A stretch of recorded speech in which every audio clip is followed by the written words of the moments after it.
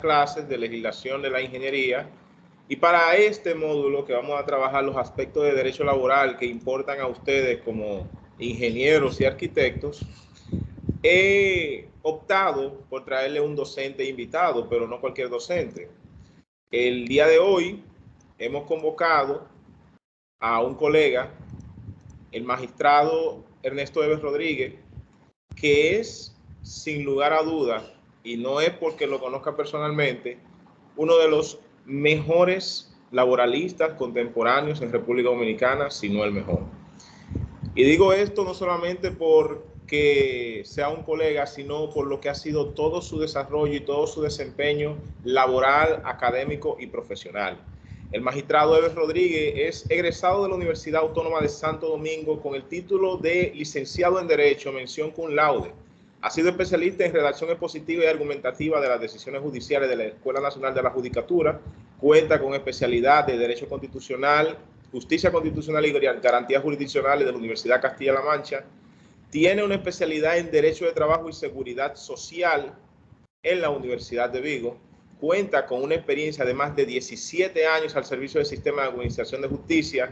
En el año 2011 ingresa a la carrera judicial luego de haber superado el concurso de oposición y es juez de la Suprema Corte de Justicia y se le designa incluso desde el año 2012 como juez suplente de la segunda sala del Juzgado de Trabajo del Distrito Judicial de Santo Domingo. En esta posición él se especializa en el derecho de trabajo y de la seguridad social, por lo cual incluso fue reconocido en el mes de abril del año 2015 por la Asociación Dominicana de Abogados Laboralistas, ADAL, en base al desempeño de sus funciones. Y en fecha 16 de diciembre del año 2016, fue ascendido a juez titular de la referida sala y desde el año 2017 realiza su función en la primera sala del Juzgado de Trabajo del Distrito Judicial de Santo Domingo. Ha sido miembro de la subcomisión evaluadora para el concurso de oposición de aspirantes a jueces de paz. De igual forma, participa en el programa de formación de aspirantes como docente de la Escuela Nacional de la Judicatura. Ha sido docente igualmente de esa misma universidad, Pontificia Universidad Católica Madre y Maestra, como de la Universidad Nacional Pedro Enrique Carvajal, UNFU, como también de la Universidad Federico Enríquez y Carvajal, la Universidad Experimental Félix Adam y el Instituto Iberoamericano de Altos Estudios Judiciales. Es un autor de consulta necesaria en todos los temas que tiene que ser el derecho de trabajo, pero para el día de hoy, mi gran amigo Ernesto, lo tenemos para esta clase. Espero que lo puedan aprovechar al máximo, espero que le puedan hacer preguntas puntuales y espero que tomen en consideración que esta clase también va a ser objeto de evaluación para la presente asignatura. Sin más lugar, bienvenido Ernesto, ¿cómo estás? Muchas gracias, Adriano. Luis Adriano, muchas gracias. Estamos muy bien. Un placer que me hayas dado la oportunidad de compartir con los jóvenes de ingeniería. Yo digo que el derecho no solamente es para abogados. De una u otra forma, todos quedamos atrapados en el mundo de derecho.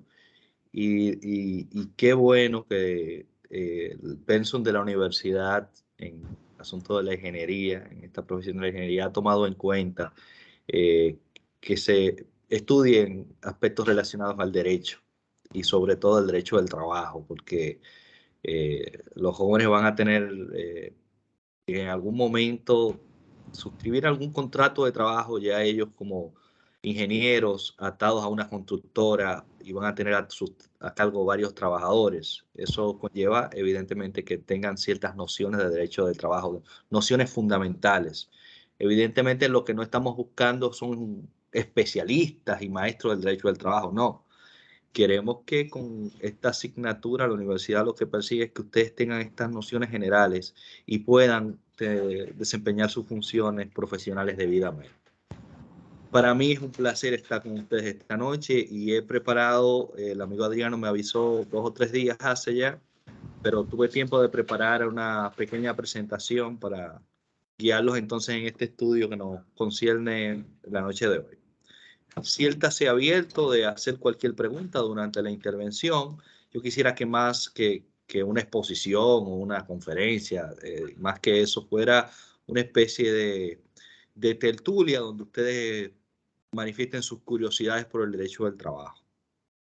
Bien, es decir que en cualquier momento pueden levantar la mano, el amigo Adriano me va a ir indicando quién levanta la mano para entonces ir repasando y ir respondiendo sus preguntas sobre las inquietudes que se presenten. Muy bien. Vamos a ver en un primer momento qué es el contrato de trabajo, qué es lo que da o da origen a una relación jurídica fundamentada en una relación laboral. Y el Código de Trabajo, que es el instrumento legal que rige el derecho del trabajo en República Dominicana, define precisamente el contrato de trabajo en su artículo 1 diciendo que es aquel por el cual una persona se obliga mediante una retribución a prestar un servicio a otra bajo la dependencia y dirección inmediata o delegada de esta. Es decir, una persona va a prestar un servicio, va a prestar una labor a otra persona. Es decir, que ella de manera directa no se va a beneficiar. Por eso es que se dice que en el contrato de trabajo hay un elemento de ajeneidad en la explotación. ¿Por qué? Porque el mismo trabajador directamente no se beneficia de la prestación del servicio, sino que es un tercero, en este caso el empleador. Y siempre ustedes van a estar viendo que va a existir una dirección, una dependencia, es decir, va a haber siempre alguien que esté impartiendo órdenes o instrucciones. Ese precisamente es el empleador. Y en el derecho del trabajo también se habla de que no, las partes no están en un estado de igualdad. Y por eso es que dicen el Código de Trabajo protege mucho a los trabajadores.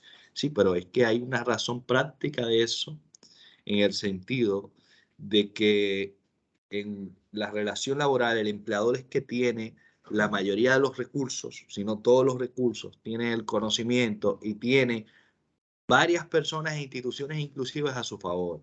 Y el trabajador se ve como el eslabón débil. Por eso es que en el derecho del trabajo hay un principio que se llama principio protector. Base a ese principio, hay algunas disposiciones que están dirigidas a velar porque ese empleador no subyugue o pueda utilizar de manera antojadiza a este empleador violándole sus derechos. Básicamente de eso se trata. Hay unas características esenciales del contrato de trabajo. Yo he tratado de sacar la más importante. Hablamos que el contrato de trabajo es un contrato consensual, es decir, que las partes dan su consentimiento. Recuerden, y me imagino que ya lo han visto, que nadie puede ser obligado a estar atado a un contrato, ¿verdad? La persona se consiente de manera voluntaria a prestar su servicio. En República Dominicana y en todo el mundo está prohibido la esclavitud, es decir, que nadie puede trabajar en contra de su voluntad. Y es personal porque se presta de manera personal, es decir, Ana, Eric, Giselle no pueden mandar a su hermana o a su prima a prestar el servicio si ellos son trabajadores, tienen que ir ellos mismos, por eso es que se habla de que el trabajador preste el servicio de manera personal. Si Scarlett o Gillian se enferman un día, no pueden llamar al empleador, mira, voy a mandar a una amiga que trabaje por mí ese día. Si eso sucediera, lo que se genera es otro contrato de trabajo precisamente para ese día con esa persona que está mandando. Bien. Es oneroso. Oneroso quiere decir en derecho que implica algún tipo de monumento económico, alguna transacción, recordando evidentemente que esta explotación por parte del empleador busca un beneficio económico para sí y evidentemente el trabajador se compromete a prestar el servicio a cambio de una remuneración. Es decir, que hay un aspecto económico detrás. Si en ese aspecto económico no existe, evidentemente no estaríamos ante un contrato de trabajo. Es inalagmático porque genera obligaciones de ambas partes. El trabajador tiene obligaciones y el empleador también tiene obligaciones. Se dice que el trabajador, su principal obligación es prestar el servicio de manera dedicada, con el mayor de los esfuerzos, y el empleador, por otro lado, su principal obligación es pagar el salario en la forma y el tiempo acordado. Muy importante. Y es de ejecución sucesiva porque se realiza en diferentes actos la labor a cargo del trabajador. Es decir, que no se trata de un único evento, sino que se desarrolla de manera progresiva, básicamente. Son las características esenciales de un contrato de trabajo. Pero más allá que características esenciales de un contrato de trabajo, lo que distingue el contrato de trabajo son sus elementos constitutivos. Y esto es muy importante. Cuando queremos identificar un contrato de trabajo, tenemos que estar pendientes si se reúnen esos elementos. Si están configurados esos elementos, entonces sí hablamos de un contrato de trabajo. Hablamos de prestación de servicio de carácter personal, es decir, que la persona genere algún tipo de labor, ya sea esta labor material, intelectual, me refiero a que sea un obrero, a que sea un arquitecto que diseñe, ¿verdad? A que sea el ingeniero de campo, el que está ahí, que sea el ingeniero que se encarga del asunto financiero de la obra. Eso es una prestación de servicio personal, ¿verdad? Que existe una remuneración, es decir, que a cambio de ese servicio que está prestando ese ingeniero o ese obrero, exista una compensación económica, exista una retribución, exista un pago del salario, como se le dice. Y el elemento más trascendental y que se caracteriza, que tú puedes advertir, mira, eso es un contrato de trabajo, es la subordinación. ¿Por qué? Porque ese es el elemento que pone al empleador arriba y al trabajador abajo, y el empleador dando las órdenes, dando las instrucciones, organizando el trabajo, y el trabajador obedeciendo todo lo que diga el empleador. Evidentemente, siempre en el marco del respeto, de la garantía, de la dignidad. Porque el trabajador, al someterse a un contrato de trabajo, entra lo que se conoce como el tiempo de trabajo o la jornada de trabajo, y tiene que hacer todo lo que el empleador le diga, siempre y cuando sea para los fines de que fue contratado. Entonces yo quiero que ustedes recuerden siempre cuando se trata de se hable de un contrato de trabajo, que tiene que estar presente siempre estos estos tres elementos. Bien, prestación de servicio, remuneración y subordinación.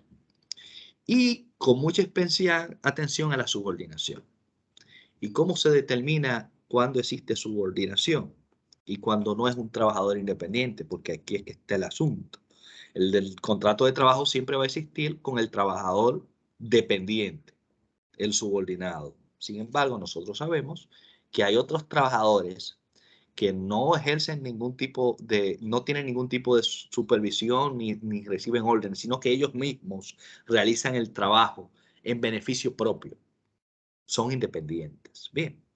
Entonces, ¿cómo nosotros podemos diferenciar un trabajador independiente de uno dependiente? Bueno, pues con los indicios. Si existe un lugar donde se preste el servicio, es decir, si esa persona tiene que ir todos los días o de manera frecuente a ese lugar donde esa otra persona le proporciona las herramientas de trabajo, como dice aquí, donde si tiene que cumplir un horario, mira, usted va a trabajar aquí de 8 a 5, o tú vas a trabajar aquí hasta que termines esta parte de trabajo que acordamos en el día de hoy. Se trata también de una actividad exclusiva, es decir, usted va a trabajar en lo que está aquí a cargo mío, usted no puede estar a cargo de otras personas. Entonces existe una exclusividad durante se esté prestando el servicio a cargo de ese trabajador, dependiente de ese trabajador, de ese empleador.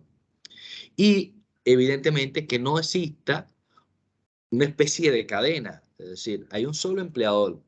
Pudiera existir un gerente, un supervisor, un ingeniero de planta, en el caso de ustedes, que también dicta órdenes. Pero siempre va a haber una persona matriz que va a responder por los derechos de los trabajadores o del grupo de trabajadores que está aquí en esta obra. Entonces, en el derecho del trabajo intervienen lo que se denominan sujetos, es decir, las personas que intervienen en el derecho del trabajo. En principio, se determina que son dos. Uno es el trabajador, que es la persona que ejecuta el trabajo, el que presta el servicio, el que diseña el plano, el que hace los cálculos de la obra. Ese es el trabajador. Bien. Siempre va a ser una persona física, es decir, siempre va a ser un ser humano el trabajador. Una máquina no puede ser trabajadora. Una compañía no puede ser trabajadora de otra compañía. Eso no es posible. En el derecho del pasado, del trabajo, por eso que se habla de carácter personal. Es decir, solamente el ser humano puede ser trabajador y no puede ser sustituido por otro, como yo le decía, en la prestación de servicios, ni utilizar uno o más auxiliares sin la aprobación del empleado. Es decir, que es la misma persona que tiene que prestar el servicio.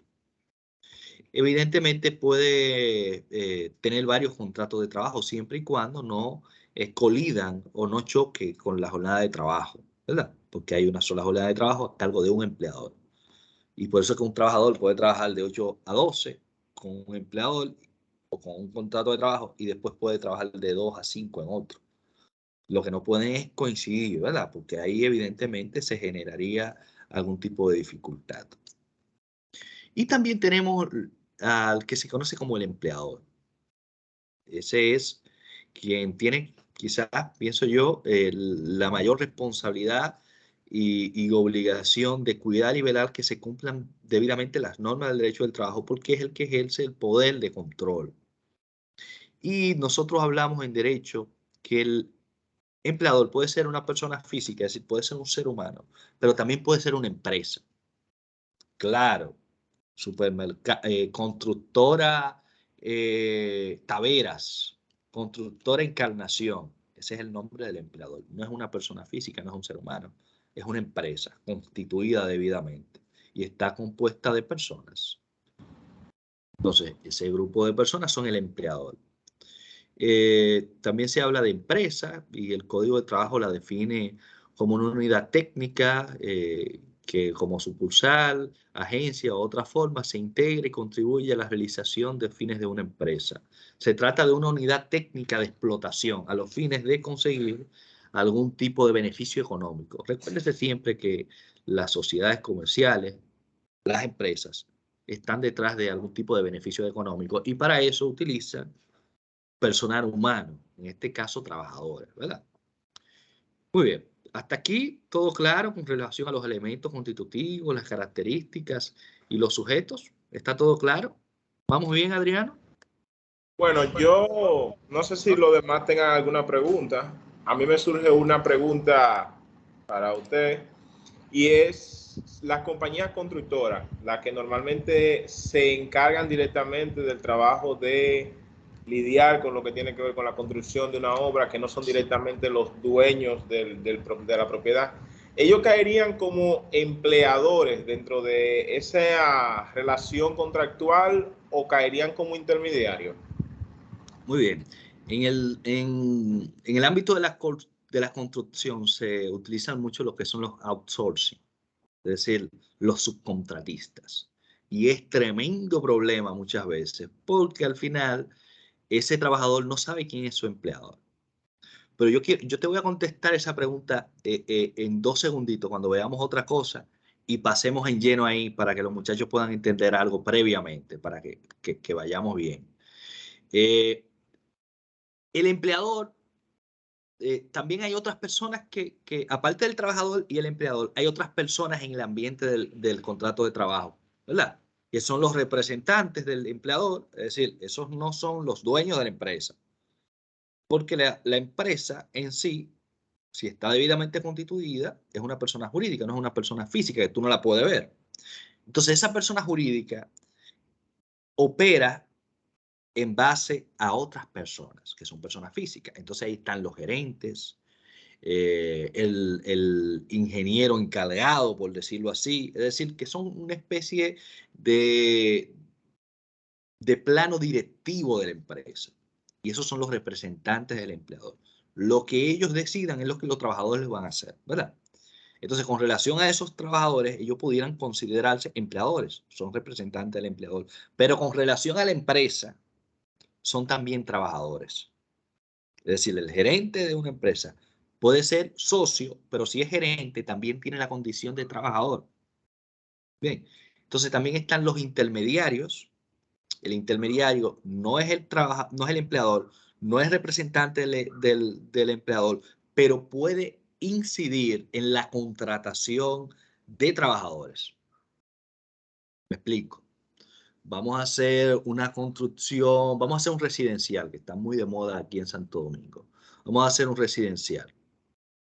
Y esa empresa constructora, ustedes mejor saben que yo que las construcciones se hacen por etapas, ¿verdad?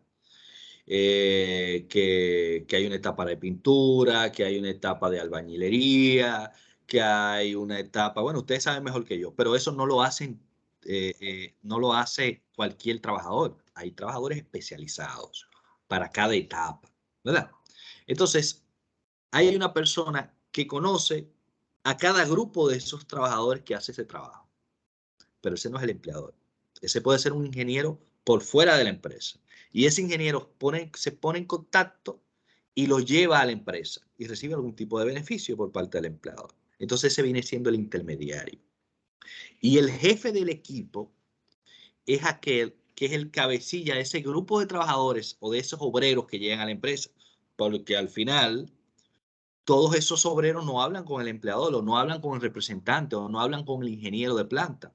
Habla uno de ellos en representación de todos. Mira, yo soy el maestro de pintura, habla conmigo.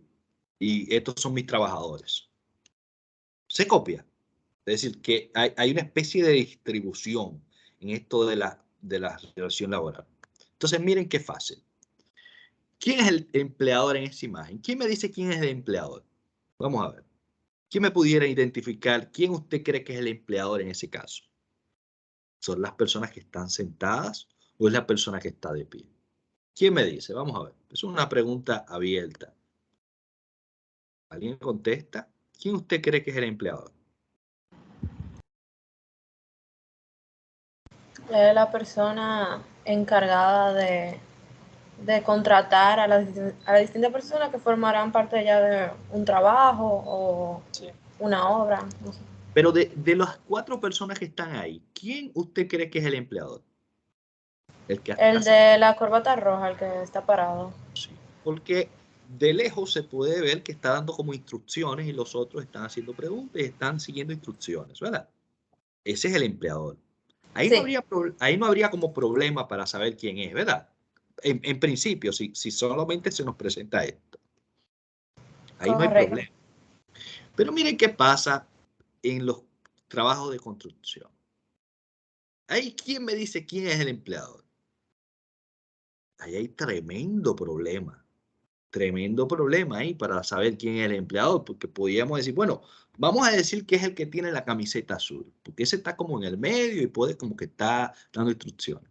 Pero también pudiéramos decir que el que está atrás, que está viendo si se está pegando bien el asunto, si está bien la mezcla, no es fácil determinarlo. Y eso sucede mucho en las obras de construcción, que a Eric lo contratan como obrero. Sabemos que Eric va a ser ingeniero o arquitecto, pero un ejemplo. Lo contratan como obrero y él llega y sabe que lo llevó Alexander, que le dije, ven, vamos a trabajar. Él se inscribió en una lista y empezó a tirar mezcla. Pero él no sabe quién es el dueño de esa obra. Él sabe que se llama Constructora Jesús Bello o Constructora Porte se llama. Pero también ve que algunas personas tienen un t-shirt de la constructora Portes, pero a él le dieron una de la constructora Díaz. Tremendo problema. Porque es constructora Portes o es constructora Díaz que está haciendo esta obra. Él no sabe. Y cuando van a pagar, viene no el que lo llevó, viene otro que viene con una lista y en esa lista, gracias a Dios, dice él, salió su nombre. Y ahí le dan por día 800 pesos. Y se va para su casa. Él no sabe quién era su empleador. Eso ocurre mucho en la empresa de la construcción. Porque ellos utilizan lo que se conoce como outsourcing, es decir, como subcontratistas. Esta obra es muy grande. Yo no la puedo asumir como empresa. Yo necesito el apoyo de otras empresas que me puedan brindar un soporte técnico, económico y de hasta de personal. ¿Se entiende? Entonces, varias empresas trabajan en el residencial. Pongamos evidentemente que un residencial, vamos a poner en vez de un residencial una torre de 30 o 50 pisos, de esos que se están haciendo allá en el distrito. Oye, tremenda constructora, ¿verdad? Evidentemente siempre va a haber una constructora que va a ser como la que va a salir como la que va a salir los anuncios. Pero esa no es la única que está trabajando en esa obra. Hay otras. ¿Qué les quiero decir con esto? Que ese trabajador, si tiene algún tipo de inconveniente, al momento de identificar al empleador puede tener mucha dificultad porque no va a saber ubicarlo. Entonces, ¿qué es lo que hace el derecho del trabajo? El derecho del trabajo, la jurisprudencia, es decir, la sentencia de la Suprema ha dicho que el trabajador no tiene que saber de manera exacta quién es el empleador. Entonces, ¿qué es lo que sucede? Que ellos identifican a varias empresas y la demandan a todas. Entonces, en el tribunal, al juez le toca decidir quién es el empleador. Pero para eso, cada empresa tiene que decir, no, espérate, señor juez, espérese, porque estamos hablando de una condena económica. No estamos hablando de que, que sí, yo soy el empleador, está todo bien. No, no. Estamos hablando de que estamos buscando a alguien para condenarlo, para pagar un dinerito. Viene Giselle y dice, no, espérese. Yo vi a Erika ahí trabajando, pero Eric no era conmigo que estaba. Los que estaban conmigo eran fulano, fulano y fulano. Y a eso yo los asumo. Y después viene Ana y dice, no, no, pero Eric tampoco estaba conmigo. Los que estaban conmigo eran fulano, fulano y fulano. Hasta que se encuentre con quién era que estaba Eric. Entonces el juez va a decir, Eric estaba con Alexia. Entonces vámonos con Alexia. Pero hasta ahí, vamos claro, hasta ahí. Porque quizá ahora lo voy a complicar un poquito. Vamos claro, Adriano. Sí es. Yo tengo la desventaja de que sé de lo que está hablando, porque es la cosa que vemos en el día a día en los tribunales laborales. Pero cabría preguntarle a ustedes, jóvenes, como son arquitectos o como van a ser futuros arquitectos, ¿están entendiendo la dificultad de lo que está planteando el docente? Sí. Bien. Entonces, Sí. lo que él está diciendo, no creo que él necesite parafrasear, es que una de los, digamos, no le vamos a decir privilegios, sino una de las particularidades del derecho de trabajo es que precisamente por el hecho de que el empleado o el trabajador no está llamado a conocer todas las intríngulis societarias, comerciales, económicas de quien a él lo emplea para trabajar, se le facilita la cuestión y queda de manos ya de la contraparte establecer quién realmente es el empleador. Y eso pasa constantemente con muchas empresas que a veces hacen contrataciones, subcontrataciones, delegan intermediarios, sin contar incluso la posibilidad que tienen muchos, por ejemplo, no sé si ustedes sepan que Caribe Tour, ninguno de sus autobuses están a nombre de Caribe Tour, están a nombre de otra empresa y así sucesivamente. Entonces, es una forma de evitar que la burocracia mate el derecho del trabajador. No sé si voy mal, Ernesto. No, excelente, excelente, excelente. Y como le decía yo al inicio, es decir, el derecho del trabajo tiene un principio protector que el que se busca proteger de los abusos es al trabajador. Pero entonces mira lo que sucede ahora. Llega este personaje en el mundo del derecho del trabajo. Le dicen el hombre de paja. Un tremendo personaje. Y le voy a decir cuál es su característica principal. Su característica principal es parecer lo que no es y que hacen las empresas de constructor muchas veces. Bueno, pues entonces yo voy a poner a Eric, el obrero, en la planilla de Ana. Pero Ana tiene una empresa que no tiene un soporte económico para responder.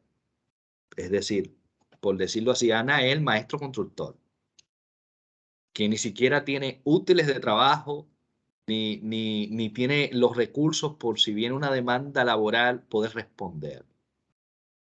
Entonces eso ocurre mucho, que las empresas, a los fines de evadir la responsabilidad de trabajo, del derecho del trabajo,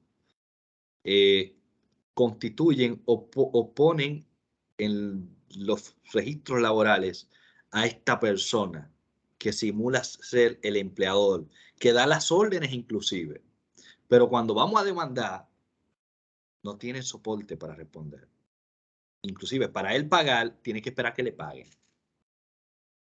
Para él pagarle el salario, las vacaciones, el salario de Navidad, todo eso, tiene que esperar que le paguen. Él mismo no lo produce. Inclusive la prestación de servicios que él ejecuta no es en favor de él.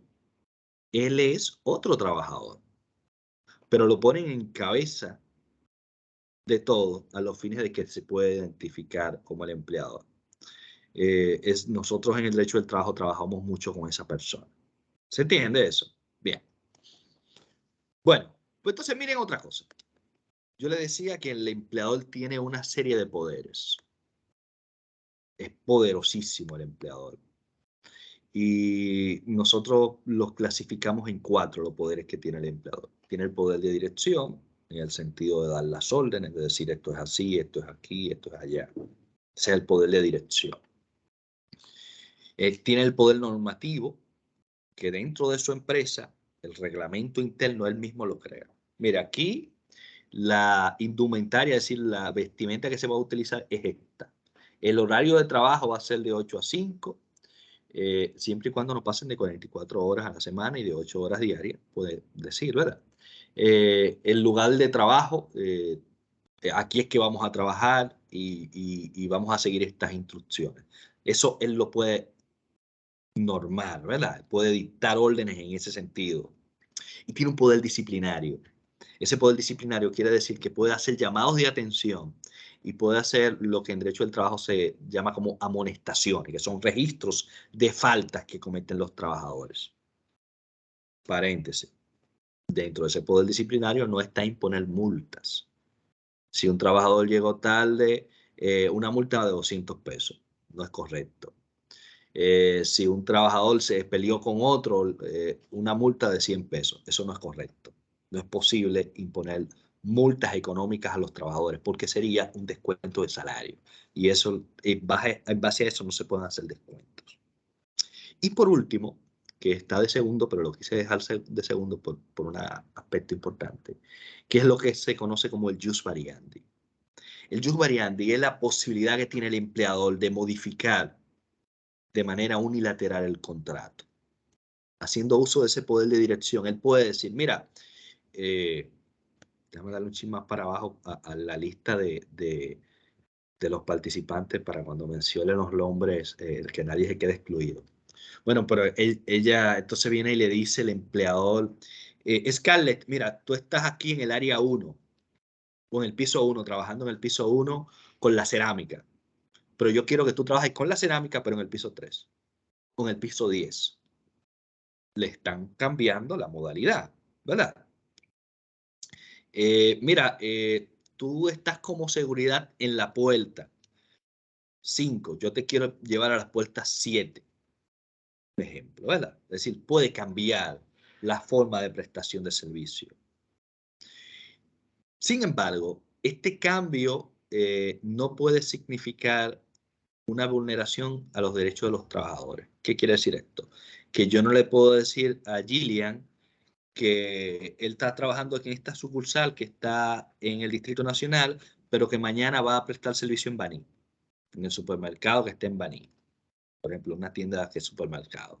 O no, mañana va a estar en Barahona, porque eso implicaría, evidentemente, una vulneración a la dignidad del trabajador, tanto social, económica, psicológica, afecta bastante a los trabajadores que se produzcan estos cambios bruscos, ¿verdad? Entonces el jus variandi tiene que hacerse de manera funcional. Entonces esos son los denominados poderes del empleador. Muy importante también que se fijen. Otro aspecto importante y que a usted le importa mucho son las modalidades de los contratos de trabajo. No todos los contratos se pactan con las mismas finalidades. Por eso es que hay una clasificación de acuerdo al tiempo que los pone en contrato por tiempo indefinido y contrato por tiempo definido. Eso es en cuanto al tiempo. También hay otra clasificación que en cuanto a la forma, que es contrato verbal y contrato escrito. Pero vamos a hacer un pequeño experimento acá. De los que están en esta sesión, es posible que haya muchos, vamos a ver. ¿Quiénes han firmado un contrato escrito? ¿Quiénes han firmado un contrato? Levanten la mano para yo darme cuenta quiénes han firmado un contrato. Aquí somos 15 personas. Cuando usted lo contrataron en la empresa, ¿usted firmó algún contrato? Mira, aquí somos 15, Adriano, y solamente 2 personas levantan la mano. 2 personas han firmado contrato.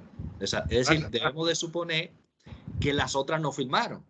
No. Se han cuidado bastante de no firmar, aparentemente. Veo 4 personas. Sí. Y eso que mientras en muchos sectores la informalidad gobierna. El derecho al trabajo está cargado por mucha informalidad y mucho más cuando hablamos de la construcción.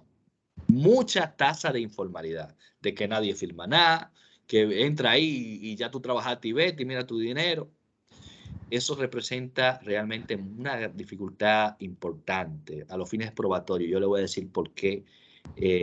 Y al final, al quien más le conviene que el contrato esté por escrito es el empleador. Y ustedes que van a tener a su cargo muchas personas como representantes de ese empleador o como empleadores en sus empresas de construcción, ustedes van a ver por qué es importante que usted tenga su contrato por escrito. Bien, Una pregunta, sí, perdón, adelante. con eso mismo. En caso de que la persona, vamos a decir, sea un pasante, pero reciba un pago, ¿también debería firmar un tipo de contrato? En el contrato, en el Código de Trabajo hay un contrato que se llama el contrato de trabajo por formación y tiene unas características distintas a un contrato por tiempo indefinido. Y básicamente esa remuneración, si podría llamarse que él se le da así, es una especie de incentivo, pero su principal beneficio es el conocimiento que va a adquirir durante la prestación de servicio.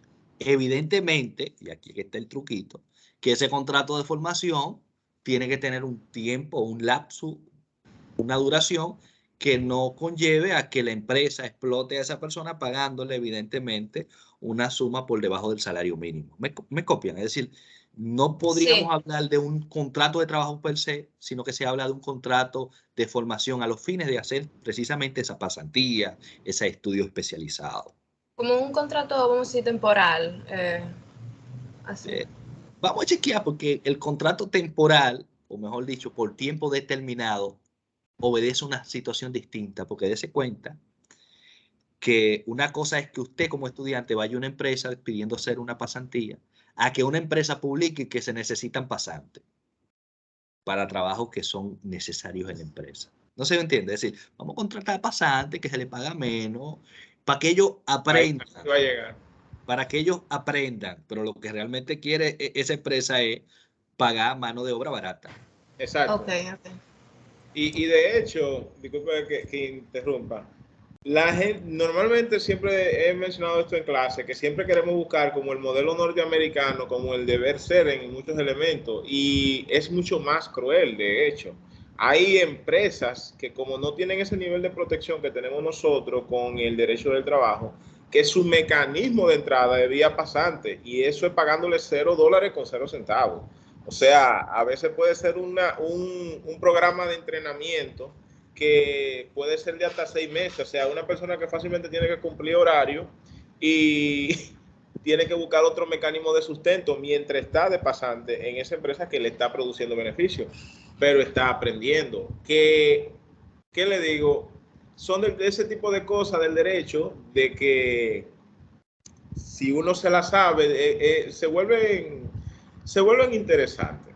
No sé. No, excelente, excelente. Pero al final te voy a decir algo, si esa persona que está como pasante no se le hace una documentación formal, ni hay una autorización de la universidad diciendo que fulano va a hacer la pasantía en tal sitio, fácilmente esa persona le interpone una demanda a la empresa y esa empresa después no puede salir, no, que le es pasante, no, pero usted, no, yo no veo ningún papelito que diga que le es pasante. Además, tiene que remitirse a los elementos constitutivos del contrato de trabajo, sobre todo la subordinación, y prácticamente el truco que quería hacer la empresa se le revierte en su cara. Exacto, por eso es la necesidad de la formalidad. Bueno, entonces tenemos contratos, básicamente se clasifican en dos, por tiempo indefinido y por tiempo definido, ¿verdad? Con relación a la duración, porque si bien tenemos otra clasificación, verbal o escrito, pero a los fines importantes de consecuencias jurídicas razonables, quiero que se enfoquen en cuanto a la duración, ¿verdad? Primero vamos a ver este contrato por, bueno, para determinar si es por tiempo indefinido o por tiempo definido, todo eso va a depender del tipo de prestación, de la naturaleza, de lo que se vaya a hacer y por qué se va a hacer. De eso va a depender si es por tiempo indefinido o por tiempo definido.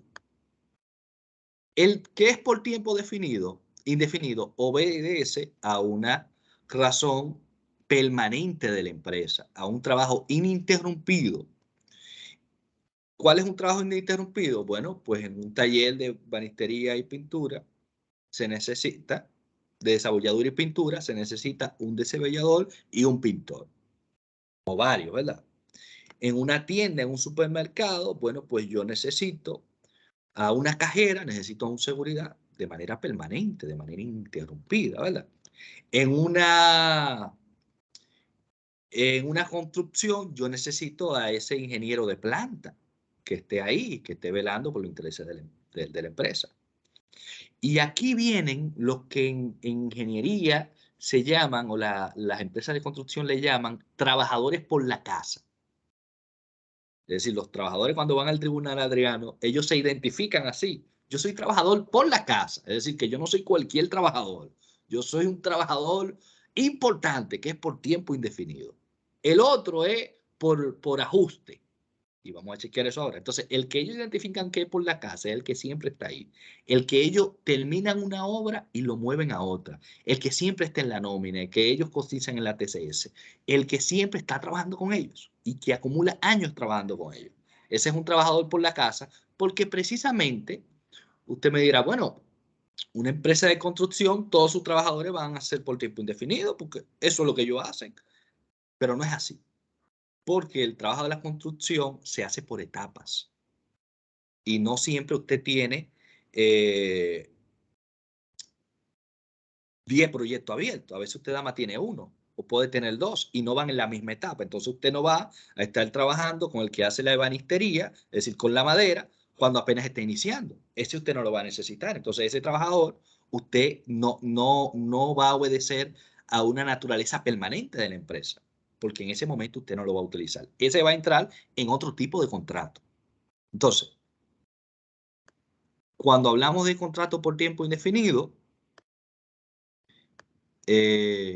hacemos referencia a necesidades normales, constantes y uniformes de la empresa. Yo no puedo decir, si yo soy médico, que mi secretaria, que me atiende a los pacientes cuando van, que yo la tengo por temporada o que la tengo por 6 meses. No. Para ir a la consulta, yo no soy el que recibe a los pacientes. Tiene que haber una recepcionista, tiene que haber una secretaria. Eso es una labor importante, ¿verdad? En una empresa. Ese es el contrato por tiempo indefinido. Obedece a servicios ininterrumpidos, se presta siempre, se prestar servicios todos los días laborables, sin otras suspensiones y descansos que los autorizados por la ley o los que hayan pactado las partes, ¿verdad? El contrato por tiempo determinado obedece a una labor transitoria que no se prolonga más allá de lo necesario en el tiempo y no tiene la posibilidad de repetirse de manera instantánea. Entonces, dentro de ese contrato por tiempo determinado, hay dos tipos de contratos. Es una especie de subclasificación. Está el contrato por cierto tiempo y el contrato por una obra o servicio determinado, que parecería que es como lo mismo, pero no es así. El contrato por cierto tiempo, el trabajador desde que llega sabe cuándo termina. Por ejemplo, yo voy a contratar a Giselle para cubrir las vacaciones de Christine. Y las vacaciones de Christine son 14 días. Bueno, Paola tuvo un accidente, lamentablemente. Seguro que no, que Paola está muy bien, pero un ejemplo, que tuvo un accidente y le dieron una incapacidad de 2 meses. Bueno, pues yo voy a contratar a Noemí por 2 meses. Desde que Noemí entra a la empresa, y ella sabe que son 2 meses que va a durar, no es más de ahí. Y el contrato así lo va a decir. Una plaza vacante, temporal, de 2 meses para cubrir la vacación a la licencia de fulano de tal. Ese es el de contrato por cierto tiempo. El otro, el contrato por una obra o servicio determinado, ambas partes, trabajador y el empleador, saben que va a terminar. Sin embargo, no tienen una fecha cierta. Yo sé que voy a empezar esta construcción hoy, que voy a empezar con este trabajo de pintura, que voy a empezar a trabajar en esta piscina. Yo calculo que me va a tomar un mes. Puede que sea más, puede que sea menos. Entonces, ese tipo de contrato se diferencia por cierto tiempo, donde hay una certidumbre, que es algo más certero, por decirlo así. Eso es importante. Entonces, aquí está el contrato por cierto tiempo, si es conforme a la naturaleza que el servicio que se va a prestar, si tiene por objeto sustituir provisionalmente, como yo le decía, vacaciones, licencia, o si conviene a los intereses del trabajador. Hay trabajadores, mira, yo vengo de paso por esta ciudad y yo solamente puedo trabajar por un mes, pero me interesa trabajar. Bueno, pues vamos a hacerte un contrato, aunque la labor que tú vas a hacer es de carácter permanente de esta empresa, yo te voy a contratar por un mes. Pero eso tiene que quedar bien escrito, porque eso es una excepción, porque no es permitido contratar a una persona de manera transitoria para un puesto que es permanente, ¿verdad? Bajo ese cuadro. Entonces, por otro lado, tenemos los contratos por una hora determinada, como les dije, que solo pueden celebrarse en determinado cuando lo exija la naturaleza del servicio que se va a hacer. Más o menos que esta construcción o que se ordene hacer un grupo de sillas o que vamos a confeccionar una cantidad de bicicletas. La vamos a empezar a hacer, pero no sabemos cuándo vamos a terminar. Vamos a terminar y promedio puede ser 3 meses, puede ser 2 meses.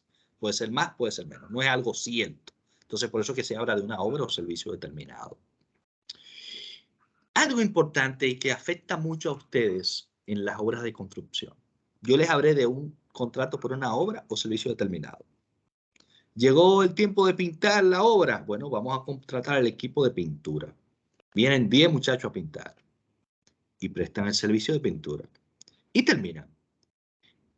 Y ya yo tengo otra obra. Cuando ellos terminan esa, lo llevo para la otra. Y después para la otra, para San Cristóbal, después una en Santiago, después una en La Vega. Y yo le hago a ellos contratos por una obra determinada. Sin embargo, los utilizo en varias obras de mi compañía. El código dice en el artículo 31 que esas personas que prestan servicio en un periodo no mayor de 2 meses entre una obra y otra se consideran trabajadores por tiempo indefinido. Y usted me va a decir, bueno, pero yo puedo tener un trabajo por cierto tiempo, por obra. No es lo mismo, no. El que tiene un contrato por tiempo indefinido tiene una protección mayor a los fines del derecho del trabajo y le tocan mayores beneficios. Por ejemplo, las empresas pagan todos los años lo que se conoce como la bonificación, que son las participaciones de los beneficios de la empresa. Ese dinero solamente le toca, solamente por ponerle un ejemplo, solamente le toca a los trabajadores que son por tiempo indefinido. Al que paga por una obra o al que va por cierto tiempo no le toca ese derecho.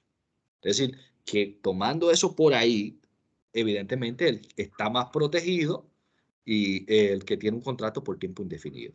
Bien, esto es importante. Para que se respete este periodo. Usted va a tener una empresa de construcción. Tome en cuenta de que si usted trabajó con un grupo aquí de pintores o de banistas o lo que sea en esa obra, usted no puede utilizarlo inmediatamente porque la naturaleza del contrato va a cambiar. Precisamente para evitar lo que el derecho del trabajo llama como fraude a los derechos de los trabajadores. Bien, ¿qué es lo que hacen en la práctica, Adriano, las empresas? Bueno, no voy a usar esos 10, voy a usar otros 10. Y en la que sigue uso otros 10. Pero entonces hace una especie de rotación. Eso realmente podría hacerse. Te iba a preguntar sobre eso, porque por ejemplo, un modelo de trabajo que usualmente tiene eso son las bancas de apuestas. Normalmente la banca tienen una muchacha que es la banquera, que al mes o a los 2 meses le dan para afuera buscando otra y hacen como una rotación infinita de banquera con tal de que ese empleado no genere esas prestaciones laborales a largo plazo que genera la labor sucesiva de empleo. Que estimo que sucede lo mismo también en el sector de la construcción, porque hay otro tema también conexo con el tema de los nacionales haitianos, que todo el mundo por donde vive tiene siempre una zona X en donde si tú te paras a una hora determinada puedes perfectamente conseguir un par de jornaleros para que te terminen de trabajar una obra y tú puedes ir rotando a la persona con la que va trabajando sin asumir un compromiso a largo plazo. Que me imagino que ustedes, los expertos del derecho laboral, han previsto esa situación y para ello hay un régimen de consecuencias. Tú sabes que los ingenieros, al final es un trabajo muy práctico y fácilmente ya yo conozco a Noemí que trabaja bien. Contra ellos, contratar a Lisbeth, que no la conozco, se ve que es una persona chévere y todo, pero yo no la conozco. Ahorita Lisbeth hace tremendo trabajo, pero con Noemí yo sé que lo voy a hacer bien y lo voy a hacer rápido.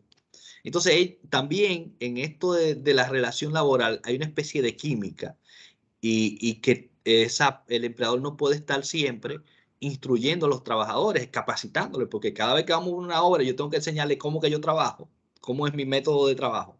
También se me podría complicar. Entonces, por eso que regularmente busca el mismo grupito, ¿me entiendes? O busca el mismo maestro constructor. Y ahí entra el hombre de paja. Es decir, le tiran la cuava al maestro. Busca tu gente y haz tu trabajo tú. Y el ingeniero ni va por ahí. Y el maestro que va a la obra con su grupo de gente y trabaja. Y todo el mundo es, no, el empleador es el maestro. Yo no conozco a más nadie. El maestro es el que paga y el que dirige y el que tiene los cuartos, porque anda bien montado en una camioneta de esa de doble cabina grande. Pero no necesariamente es el empleador. Eso pasa mucho. Y con las muchachas de la banca de apuestas, sí, la mayoría por no, bueno, no quisiera exagerar, pero hay muchas demandas contra los consorcios de bancas porque realmente el salario que le pagan viola muchas veces el salario mínimo y no se respetan muchas condiciones y la sacan y la entran a otra banca, cambian los nombres de la banca, se ve de todo en el mundo de la lotería, por decirlo así, de las bancas de apuestas. Hay muchas cosas que se ven. Bien, hay una serie de formalidades que se deben de cumplir. Yo le había dicho, es importante, principalmente para el empleador, que el contrato esté por escrito. ¿Qué tiene que tener el contrato de trabajo? Bueno, el nombre, lo que se va a hacer, cuánto se va a pagar, cuándo se va a pagar, cuánto va a durar el contrato. Que por cierto, el código dice que todos los contratos tienen que estar por escrito, pero sobre todo esos que son por tiempo definido, es decir, el de obra y el de cierto tiempo se tienen que hacer por escrito necesariamente. Tienen que firmarlo las partes y se requiere también que se deposite en el Ministerio de Trabajo. En la práctica no se hace. Lo que pasa es que el código no lo sanciona. No dice eso es a pena de nulidad del contrato, porque hay una naturaleza social que un contrato tú no le puedes decir, ese contrato es nulo porque no lo registraron. Eso no podría ser posible, porque entonces más de la mitad de los dominicanos no tendrían contrato de trabajo si se necesitara que estuviera registrado. Sin embargo, a los fines de proteger tanto al trabajador como al empleador, se requiere que se registre para que después Joseph no diga que gana más o que tiene más tiempo de lo que realmente tiene. Bien, eso pasa mucho. Entonces eso se registra en el ministerio bajo esos requisitos. Entonces aquí están las principales obligaciones. No son todas. Yo aquí puse las principales, ¿verdad? El trabajador desempeñar el trabajo con esmero, dedicación, asistir con puntualidad, cumplir su trabajo, observar rigurosamente las medidas de prevención. Es importante esto. El empleador tiene que proveer las medidas de seguridad y los protocolos. Su casco, su chaleco, sus botas. Eso tiene que proveerlo el empleador. Van a ver lo que está dentro de las obligaciones. Pero el trabajador tiene que usarlo. Si el empleador lo proveyó y el trabajador se niega a usarlo y tiene un accidente, ese trabajador va a tener problemas porque la seguridad social no le va a cubrir, porque va a alegar que fue una falta exclusiva del trabajador por una negligencia de él. Se copia, es decir, que es importante al trabajador utilizar los mecanismos de protección, es una obligación. Observar una buena conducta, guardar rigurosamente los secretos técnicos. Si yo trabajo en un laboratorio de química, no me puedo chequear la fórmula de la Coca-Cola, que todavía no se sabe. La fórmula de la Coca-Cola, me la llevo escondida por otra empresa. Es una falta bastante grande. Creo que hay una mano levantada, no veo de quién es, Adriano. Adelante, Isabela. No, con eso que está diciendo el señor Ernesto, que también eso pasa que, por ejemplo, yo fui a una obra de mi trabajo a hacer recientemente y los constructores no querían ponerse los cascos, perdón, ni nada para protección. Y le dijeron como 3 veces, pero pónganse los cascos. O sea, es realmente un dilema que pudiera causar una situación, como usted decía, eh, de gran riesgo. Y te digo, Isabela, que una causa de despido puede ser porque el trabajador, es decir, el despido como la terminación del contrato, ¿verdad? Sin pago de prestaciones y eso. Que no se cumplan los reglamentos de la empresa y las medidas de seguridad. Y eso es una medida de seguridad muy básica. Es decir, que el empleador en ese caso llama la atención, en el caso que tú comentas, y si no la cumple, tiene que despedirlo y tiene que sacarlo de la empresa, porque si él tiene un accidente, después los medios de comunicación en la empresa que le caen arriba, mira que esa empresa no cumple con los protocolos de seguridad, etcétera, etcétera, etcétera. Entonces, evidentemente, tienen que ustedes proteger la marca, lo que es la constructora, porque si ahí dicen es la constructora Taveras, ahí se mueren los trabajadores. Eso es lo que van a decir. No van a decir que él no se quiso poner casco ni nada de eso. Lo que van a decir es que no se lo dieron. Y eso es grave. También entonces vemos las obligaciones del empleador. Miren esas que marqué arriba. Inscribirlo en la seguridad social. Muy importante. ¿Por qué? Miren ese ejemplo que hizo Isabel. El muchacho no se quiere poner el casco. Pero pongamos que se lo puso. Y hay un accidente. Pero él está inscrito en la seguridad social. El empleador no tiene que asumir gastos económicos si está inscrito en la seguridad social. La seguridad social lo cubre. Si él se enferma y dura 10 días sin ir, la seguridad le da un subsidio. El empleador no tiene que ver con eso. Es decir, que hay una protección de la seguridad social en caso de riesgos laborales, de riesgos de salud, y el trabajador va a poder contar con una pensión al final de su vida laboral. Es decir, que es importantísimo porque el empleador, por decirlo así, tiene un contrato con el sistema de que se puede cubrir para que responda el sistema.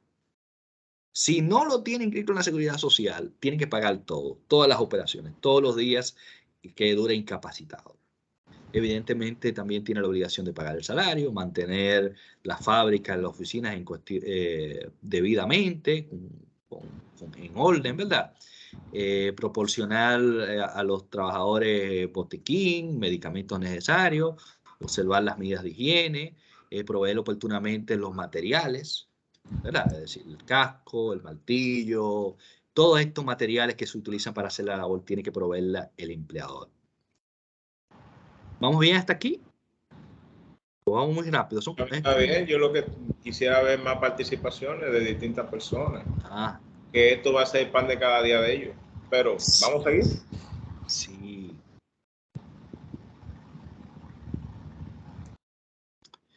Creo que eso ya lo vimos, contrato por tiempo determinado. Miren qué pasa. El código de trabajo, miren esto. El artículo 16 del Código de Trabajo habla de una libertad de prueba que tienen las partes. Que es todo lo que se alegue se puede probar por cualquier medio.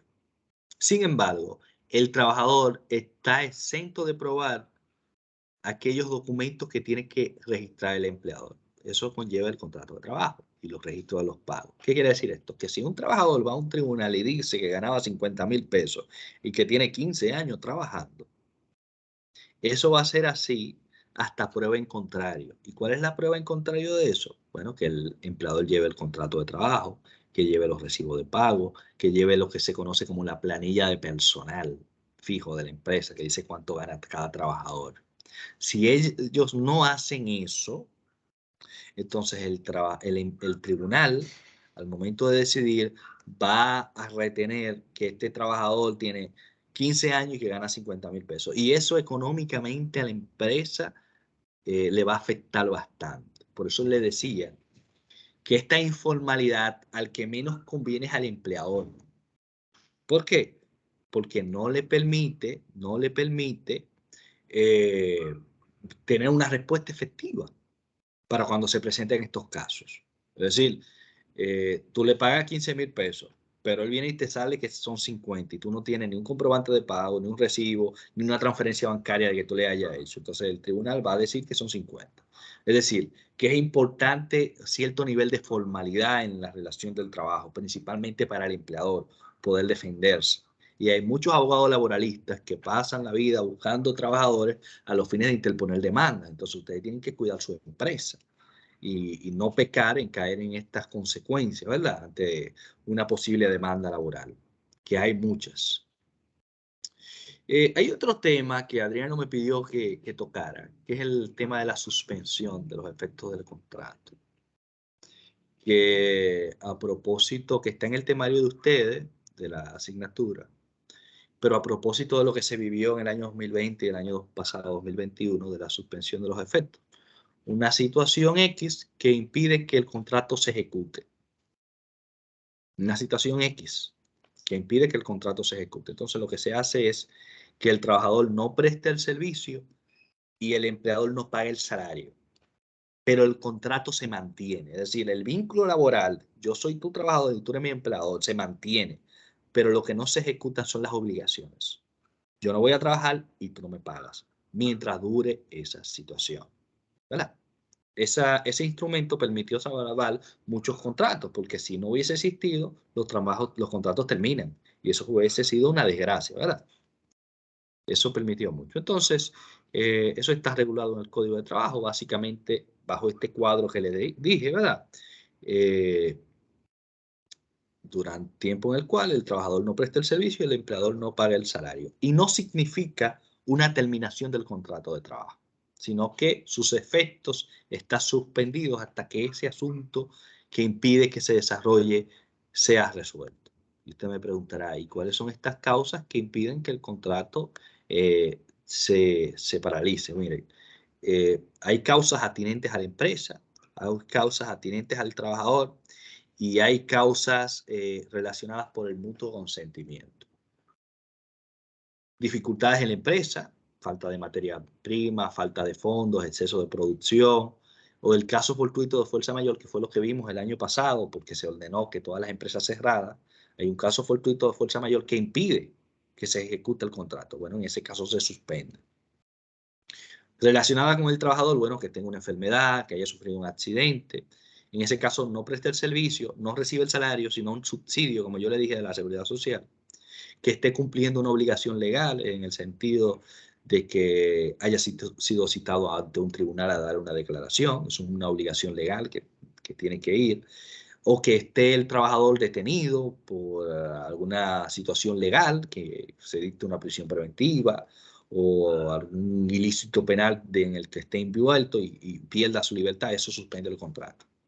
Y evidentemente el mutuo consentimiento, es decir, que ambas partes se pongan de acuerdo para suspenderlo. Por ejemplo, si eso se da mucho con los estudiantes cuando se van a estudiar afuera, que se quieren ir pero no quieren perder su trabajo, bueno, pues llega a un acuerdo con el empleador de suspenderlo por un año, por 6 meses, en lo que él termina sus estudios y vuelve a la empresa. O por lo que se llama la huelga. La huelga es la paralización de las labores. Y el paro es la paralización de las labores, pero por parte de los empleadores. Cuando eso se cumple debidamente, conforme lo establece la ley y los requisitos que lleva, eso provoca la suspensión de los efectos del contrato de trabajo. Y hay una serie de formalidades que se deben de cumplir con respecto a la notificación, con respecto a que se necesita la autorización del Ministerio de Trabajo en algunos casos, principalmente los que tienen que ver con el empleador. Se debe de pedir esta intervención del Ministerio de Trabajo para que pueda velar porque no sea que la empresa quiera cerrar de manera definitiva y salir de los trabajadores, por eso es que se requiere la intervención del Ministerio de Trabajo. Esos son los famosos inspectores de trabajo. Bien, Adriano, no sé, esto es básicamente lo que en un principio recolecté que pudiéramos tratar con los muchachos y que tiene que ver necesariamente con lo que ellos van a ver en su ámbito profesional. Señores, agradeciendo la participación del magistrado Ernesto Eber, el docente, en esta oportunidad excelente ponencia, excelentes participaciones. Este sería ya el espacio para preguntas y respuestas, para que cualquier duda, cualquier inquietud, cualquier observación, cualquier comentario, el escenario de ustedes para ver qué preguntas les puedan hacer. Tienen la palabra. Podemos hablar también de despidos, si ustedes quieren, cómo se despide, cómo llega la demanda, qué se puede condenar, cuándo un trabajador esté en falta, cuándo el empleador esté en falta, que eso también sería interesante. Vamos a ver si hay alguna pregunta, si los muchachos se animan. Vamos a ver.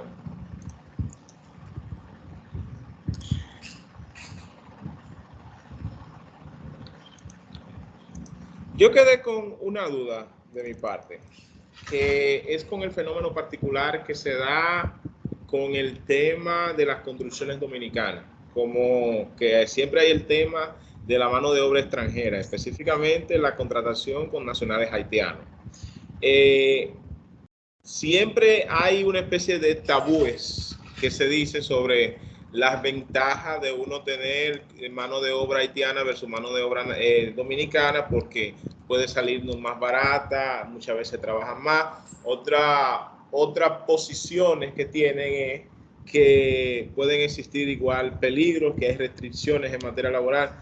En tu experiencia, no solamente desde las aulas, sino también en tu experiencia desde los tribunales, ¿cuáles son las ventajas y las desventajas del uso de la mano de obra extranjera para el sector de la construcción? Mira, lo primero que te voy a decir es que desde la Constitución, yo sé que tú le explicaste a ellos que la Constitución es la norma jerárquica superior y el Código de Trabajo tienen lo que son una norma que se llama nacionalización del trabajo, normas de nacionalización del trabajo. Y no solamente existen en República Dominicana, sino todos los países del mundo la tienen. Y esas normas están dirigidas precisamente para proteger la mano de obra o el trabajo de los dominicanos. Y aquí entonces tenemos lo que se conoce como el 80-20. En una empresa de construcción, por ejemplo, dice la ley que el 80% de sus trabajadores tienen que ser de nacionalidad dominicana y el 20% de mano de obra extranjera. Eso dice la ley. Incluso al momento de terminar un contrato de trabajo por reducción de personal, que es una causa muy excepcional, pero si hay que llegar ahí, el código dice que primero se va a disolver el contrato de trabajo del extranjero soltero, después del extranjero casado y así sucesivamente. Es decir, que hay un orden para darle prioridad y protección en el trabajo al dominicano. ¿Cuál es la realidad? La realidad es que muchas empresas optan por la mano de obra haitiana porque es más barata. Sin embargo, a la larga le sale mucho más cara porque esas personas al final pueden hacer una demanda y reclamar derechos. Y además de que el Ministerio de Trabajo, a través de la Inspección de Trabajo, si visita esa empresa puede ser condenada por violar precisamente las normas de nacionalización del trabajo, que están penadas con una multa importante de 10 a 20 salarios mínimos. Puede ser condenada esa empresa que tenga mano de obra haitiana. Y además, te digo, Adriano, que con estos muchachos haitianos existe una informalidad muy, muy arraigada porque ellos no tienen lo que en el derecho migratorio se conoce como permiso de trabajo. En la mayoría de los casos, ¿verdad? Porque una cosa es que usted venga con una visa de turista, una residencia, y otra cosa es que tenga visa de trabajo. Para trabajar en República Dominicana siendo extranjero se necesita eso. Eso es lo que dice la ley de migración. Entonces, eso pudiera traer alguna dificultad legal para la empresa, en caso de que el Ministerio de Trabajo asuma su función de inspección y de velar porque se cumplan las normas del derecho del trabajo. Dentro de ellas, esas, como te dije, la que tiene que ver con la nacionalización del trabajo. Bueno, muy interesante esa parte. Lo otro que quería preguntar, porque este ya fue un evento de reciente data, fue con el tema de la suspensión con motivo del COVID-19. Evidentemente que cuando sucede esta situación de pandemia, se da este estado de emergencia, se da mucho cese de pequeñas y medianas empresas que no pudieron continuar sus operaciones por un tema de las restricciones de distanciamiento social. Hay un verdadero dilema que pone en juego lo que son esos mismos principios fundamentales del derecho del trabajador. Lo vimos en constructoras, lo vimos en Crisol, lo vimos en muchos sectores. La pregunta sería la siguiente: ¿cuál es el nivel de protección, aún en circunstancias de calamidad pública como esas, que puede existir para el trabajador? Porque hago la pregunta porque también tenemos que verlo también desde la otra óptica, la óptica de quien se le hace imposible continuar pagándole a un trabajador, pero ese trabajador rindió por un servicio al que le debe ser remunerado. ¿Cómo equilibramos esa situación? Sabes que muchos trabajadores fueron suspendidos durante la pandemia. Eso es una figura que está en el código que permite, y escuche bien, si bien el trabajador no va a trabajar y no va a recibir su salario, pero el contrato se mantiene. Es decir, él tiene su contrato garantizado cuando volvamos es decir, cuando terminamos todo esto, ya no estamos en estado de excepción, ya las medidas fueron levantadas, ya todo el mundo está trabajando, vamos a ser claros. Esas personas que fueron suspendidas tuvieron su contrato de trabajo. Ahora, no podemos decirle al empleador, él no vaya a trabajar, pero pagar el salario. No es posible, porque el salario se paga por una prestación de un servicio.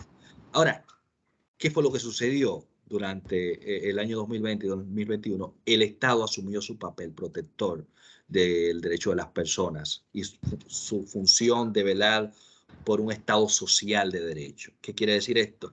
Que brindó una especie de protección económica con el famoso programa FASE, que es el Fondo de Asistencia Solidaria al Empleado, y le fue dado a esas personas trabajadoras suspendidas de 5.500 a 8.000 pesos mensuales. Y usted va a decir, pero eso no es dinero, pero eso es mejor que nada. Eso hay que decirlo, es mejor que nada. Y también habían, para esos trabajadores informales, esos trabajadores, porque los que estaban en fase eran los que estaban inscritos en la Seguridad Social, pero había muchísimos otros trabajadores que no estaban inscritos y que no entraban en fase, pero esos entonces entraron en estos otros programas sociales del gobierno, que es el PATI, el Quédate en Casa y todos esos programas sociales que estuvieron funcionando, aparte de que también el bono gas, el bono luz, esos recibieron algún tipo creo que les subieron el subsidio, y también con la banca nacional se llegó a algún tipo de acuerdo y ellos hicieron una suspensión de los pagos con respecto a las deudas de tarjetas de crédito, con respecto a la deuda de los préstamos hipotecarios. Es decir, que el Estado Dominicano de una u otra forma dio respuesta. Y la respuesta que dio fue una respuesta, quizá ahora no veamos no tengamos los datos para decir que estuvo bien o que estuvo mal. Quizá más adelante, unos años más adelante, cuando podamos ver las estadísticas. Pero algo se hizo, por poco que sea, algo se hizo y mucha gente salió beneficiada. Quizá uno pueda cuestionar de que no haya sido suficiente o que no haya sido equitativa, que siempre aparecen vividores que sin hacer nada en pandemia pudieron conseguir algo, pero son los riesgos de todos los programas sociales. O sea, el que se lleva de eso no aplica ningún tipo de política social. Sí, mira, y el Ministerio de Trabajo hizo un muy buen trabajo durante ese tiempo porque dictó muchas ordenanzas, dictó la ordenanza del teletrabajo que no existía en la República Dominicana durante el tiempo de pandemia para proteger los derechos de los trabajadores, porque mucha gente no iba a trabajar, pero lo hacía desde su casa y se le pagaba y pudo mantener su contrato activo por esta norma de teletrabajo que brindó una especie de marco jurídico al limbo que nosotros teníamos en ese momento. Es decir, que se hizo mucho en República Dominicana y aprendimos mucho, y quedan muchas cosas también pendientes que creo que debemos de ir completando. Pero como te decía, quizá está un poquito temprano para decir que fue un 80% bueno, un 90% buena la respuesta, pero yo creo que la respuesta fue buena de parte del Estado Dominicano. Bien. Veo que los jóvenes... Y por cierto, de parte del Estado Dominicano y las universidades, Adriano, porque déjame decirte, descubrimos que estas plataformas son maravillosas y que la universidad, señores, no se detuvo. Nunca se perdió un ciclo, ni siquiera en las universidades pequeñas. Siguieron funcionando y las personas tuvieron la oportunidad de seguir capacitándose Es decir, que gracias a esta tecnología y a esa respuesta que dieron las universidades, se logró muchas cosas. Y de hecho, muchas han seguido en esta docencia a distancia. Mira, ya no tenemos estado de emergencia y estamos en docencia a distancia. No, esto ha sido incluso, va para quedarse, porque aun cuando se puedan dar clases presenciales, pueden utilizar mecanismos fusionados de dar clases presenciales, dar clases virtuales. Pero viendo en esta clase que veo que no hay preguntas, no veo un 100% de satisfacción con la clase brindada el día de hoy, Ernesto. Así que de parte de nosotros, un abrazo. Gracias por todo lo que ha sido esta ponencia, gracias por todo estos conocimientos, que aún uno desde un espacio como colega, escucharte, uno aprende bastante. Un placer haberte tenido aquí.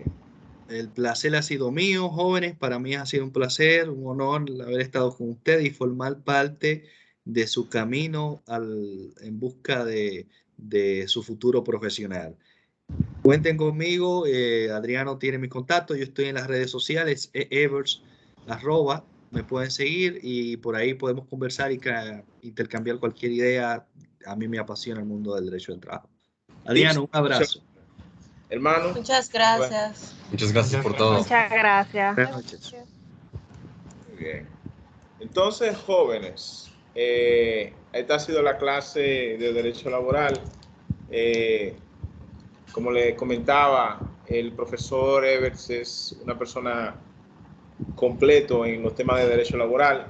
Lo pueden consultar si tienen la forma de contactarlo para cualquier duda que tengan, no solamente en esta etapa, sino en una futura etapa profesional, porque les puedo vaticinar que esto puede volverse un verdadero problema si no sabe cuáles son las personas que debe contratar, en qué condiciones debe contratarlas, qué funciones debe tener, hasta dónde ustedes están responsabilizados.